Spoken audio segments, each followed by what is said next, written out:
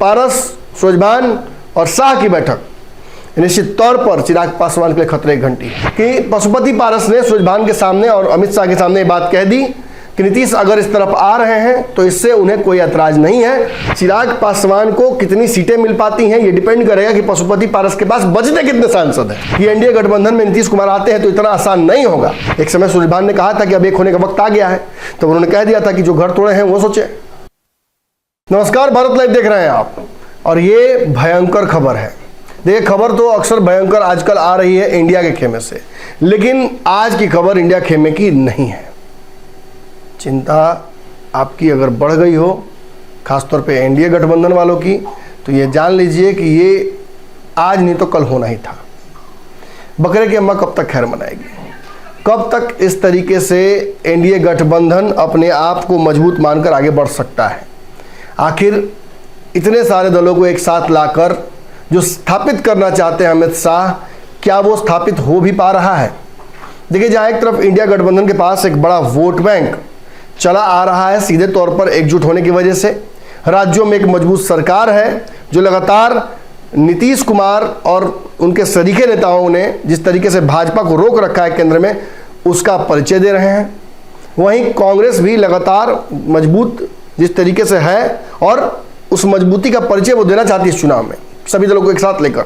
निश्चित तौर पर नरेंद्र मोदी के लिए एक चुनौती बड़ी है कि वो इन छोटे दलों से एनडीए का कुनबा बढ़ाकर, जिनका कई दलों का तो रिप्रेजेंटेशन भी सदन में नहीं है, किसी तरीके से एक वोट बैंक इतना बड़ा बनाए कि वो चुनौती नहीं दे बल्कि जीतकर वापस भी सत्ता में 24 में आए।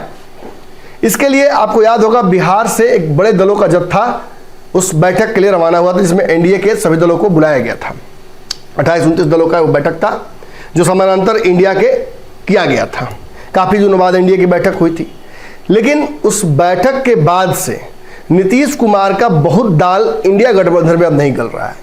अब नीतीश कितने बड़े फैक्टर, इस बात से आपको अंदाजा लग जाएगा कि नीतीश इंडिया गठबंधन में तो खलबली मचा ही देते हैं G20 में जाकर, एनडीए गठबंधन में भी बेचैनी बढ़ाते हैं। जहां इंडिया गठबंधन में उनकी पूछ बढ़ जाती है, असमंजसता आ जाती है, अगले बैठक जो मध्य प्रदेश की वो कैंसिल हो जाती है, पटना में सारे दलों का बैठक लगाने का एक प्रस्ताव आता है, वहीं नीतीश कुमार के G20 में जाने की वजह से एनडीए गठबंधन में भी भगदड़ मच जाती है।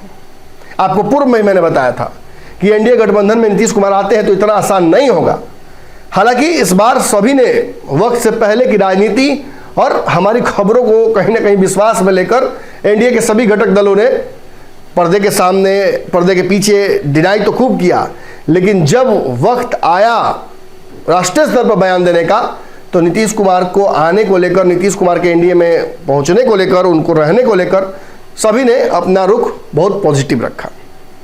हालांकि ये संशय बनाया जा रहा था कि भाई उपेंद्र कुशवाहा और चिराग पासवान कैसे मान लें इस बात को, कैसे नीतीश कुमार की एंट्री को स्वीकार कर ले। आखिर इन्हीं का विरोध करके तो ये दोनों बाहर आए थे और इन्हीं का विरोध करके हुए ये दोनों अकेले लड़ने के लिए चुनाव लड़े थे।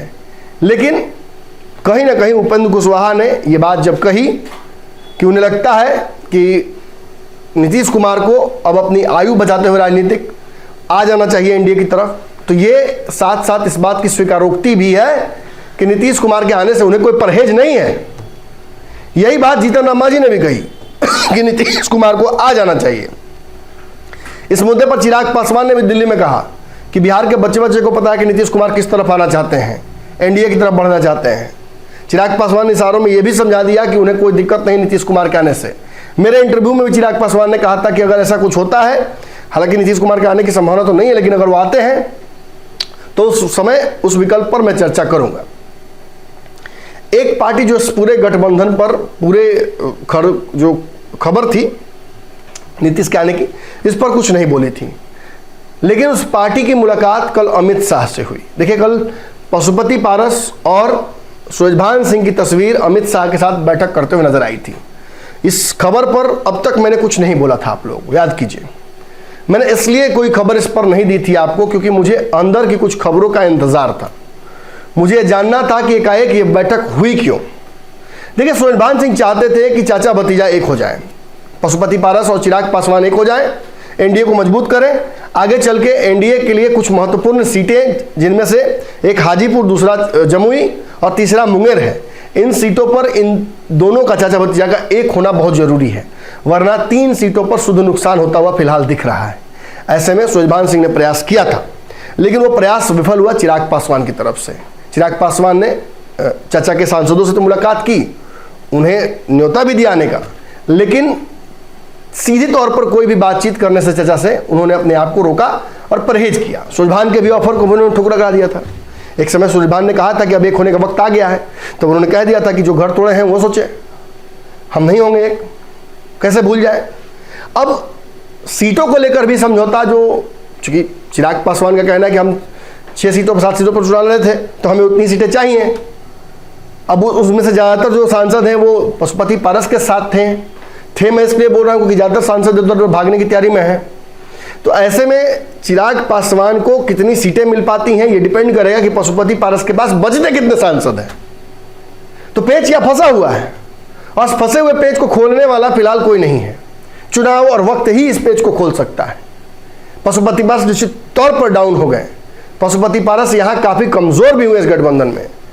ये बात कहते हुए कि मैं अमरते दम तक रहूंगा एनडीए गठबंधन में, भी पशुपति पारस भाजपा की तरफ से वो बदले में प्यार नहीं ले पाए जो चिराग पासवान को भाजपा लगातार दे रही है।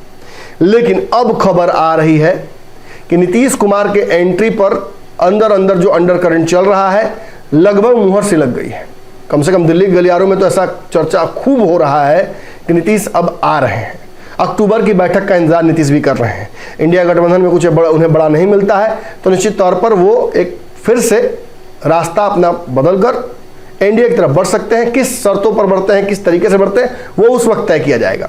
लेकिन नीतीश निश्चित तौर पर अब बैकअप प्लान पर काम कर रहे हैं। आज भी नीतीश की बैठक चल रही है, जिस बैठक के दौरान वो अपने सारे विधायकों और सांसदों से बातचीत कर रहे हैं, करीबी नेताओं से बातचीत कर रहे हैं, प्रवक्ताओं से बातचीत कर रहे हैं, मीडिया में क्या बोलना है ये समझाने की बात कर रहे हैं, कैसे सॉफ्ट रहना है भाजपा पर, कैसे सेलेक्टिव क्रिटिसिज्म करना है, इस पर चर्चा कर सकते हैं।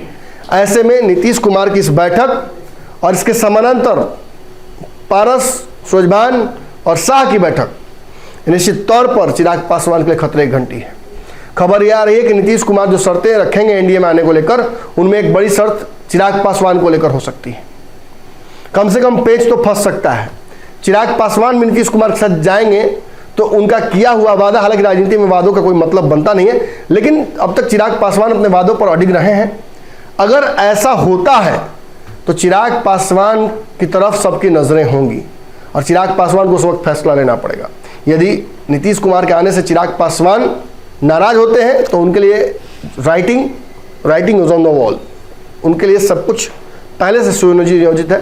उन्हें कहाँ जाना है, कैसे जाना है, कैसे रणनीति पर काम करना है, भाजपा के साथ रहना है कि नहीं रहना है। जो बयान उन्होंने अब तक दिए हैं उस बयान के आधार पर तो उन्हें भाजपा के साथ नहीं रहना होगा। खैर, ये चिराग पासवान की बात हुई। अब पशुपति पारस की मुलाकात कल क्यों हुई, उसका एजेंडा क्या होगा? देखिए, दरअसल पशुपति पारस के मुलाकात का एजेंडा तो उनके सांसदों, उनके टिकटों के लिए तो था ही, साथ ही साथ नीतीश कुमार के संभावनाओं को आने को लेकर एनडीए में भी ये चर्चा थी। पशुपति पारस ने बाकी नेताओं की तरह मीडिया में बयान नहीं देते हुए सीधे तौर पर अमित शाह से स्पष्ट कर दिया, कम से कम जो खबरें हमें प्राप्त हो रही हैं उस आधार पर, बहुत विश्वसनीय सूत्रों से खबरें हमें प्राप्त हो रही, कि पशुपति पारस ने सूरजभान के सामने और अमित शाह के सामने ये बात कह दी कि नीतीश अगर इस तरफ आ रहे हैं तो इससे उन्हें कोई ऐतराज नहीं है। पूर्व में भी जो केंद्रीय मंत्री बने हैं पशुपति पारस, उसमें नीतीश कुमार का एक बड़ा योगदान था। पार्टी जो टूटी चिराग पासवान को जो एक बड़ा हिस्सा उसका दिया गया पशुपति पारस को, वो भी नीतीश कुमार और ललन सिंह ने ऑर्केस्ट्रेट किया था। तो कहीं ना कहीं ऐसे में ये रास्ता, और मैं आपको ये भी बात बहुत ईमानदारी से बता दूं कि जब मैं बातचीत कर रहा था ऑफ रिकॉर्ड, ये वक्त आ गया है इस बात को रिवील करने का, ऑफ रिकॉर्ड में जब बात कर रहा था पशुपति पारस से आज से लगभग साल भर पहले, तो उन्होंने एक बात कही थी मुझे कि नमन जी, आप पंचनामा में भले ये बात बोल दीजिए लेकिन जान लीजिए नीतीश इतने परिपक्व हैं कि जैसे जैसे चुनाव नज़दीक आएगा वो जान जाएंगे इस बात को कि उनके लिए एनडीए में रहना ही बहुत उपयोगी है। उनके विधायक और सांसद भी उन पर दबाव डालेंगे, उनके लिए ये बड़ा ऑकवर्ड सिचुएशन हो जाएगा और वहाँ से उन्हें फिलहाल सिर्फ एक ही रास्ता दिखेगा, भाजपा के साथ वापस आना। तो मुझे तो लगता है कि नीतीश वापस ही आएंगे, और अब चूंकि नीतीश वापस आ रहे हैं, ऐसे में पशुपति पारस का तब का प्रेडिक्शन सही हो सकता है। बाकी नेताओं की तरह मीडिया का मुखातिब नहीं करते हुए उन्होंने सीधे तौर पर अमित शाह से अपनी बात रखी कि उन्हें नीतीश कुमार के आने से कोई दिक्कत नहीं है, हाँ जिसे दिक्कत होगी वो रास्ता जरूर देख सकता है। निश्चित तौर पर चिराग पासवान पर उनका इशारा होगा। चिराग पासवान क्या फैसला लेते हैं ये आने वाले वक्त में समझ में आएगा, लेकिन निश्चित तौर पर यहाँ पशुपति पारस ने नीतीश कुमार के आने की जो सुबुगाहट है उसको लेकर अपनी तरफ से एक बड़ा जो कहा जा सकता है दाव वो चल दिया है। अगर ये वीडियो पसंद आई और वह बिहार के राजनीति और बिहारियत से सरोकार रखेनी तो सब्सक्राइब बटन दबा के चैनल के सब्सक्राइब कर ली। ओजे एगो घंटी बा, ओकरा बटन दबा देला से कुल सटीक और मारक खबर रुआ मुफ्त में मिल जाई। अगर रुआ पत्रकारिता के हमनी के नया प्रयोग में सहयोग कर चाहतानी तो ज्वाइन बटन दबा दी।